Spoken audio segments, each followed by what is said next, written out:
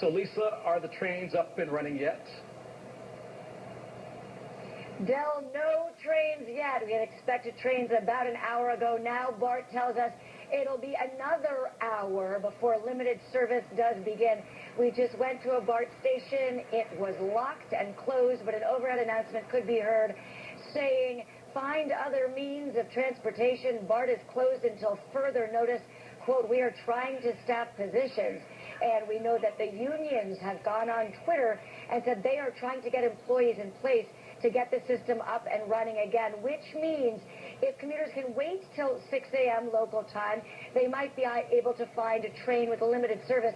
But it also means that for this morning commute, we are likely to see a lot of cars on the Bay Bridge behind me, as well as packed ferries and packed shuttle buses again, as commuters try to get from Oakland into San Francisco. About 200,000 people ride BART every day, and BART is only saying that by the afternoon commute do they expect to resume full service. Del? And Lisa, the union's president made some comments last night about the tentative deal. Let's listen to what he had to say.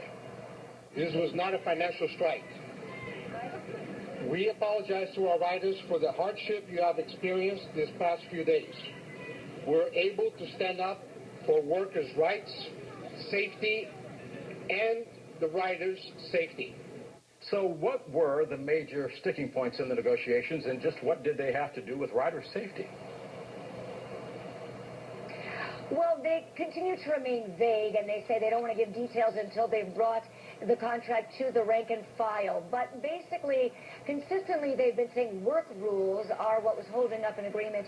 Things such as preserving the 8-hour workday, concerns over overtime and scheduling, and the resistance to give BART managers power to change policies without going to the union first.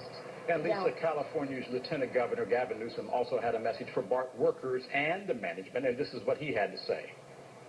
This has got to be the last time this happens. I think everyone's fed up, and no one wants to see this ever happen again.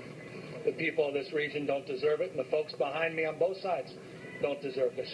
And if there's any lessons to be learned, that is we have to work together, not waiting till the end of a contract. So that being said, is the state taking any special measures that would prevent a future BART strike?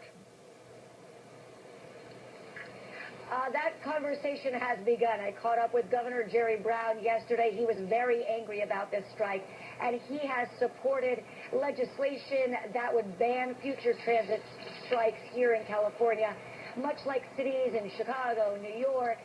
Washington, D.C. does not allow transit strikes, much like fire and police are not allowed to go on strike. Del? Lisa Bernard in San Francisco. Yes, the lines will start forming behind you. Lisa, thank you very much.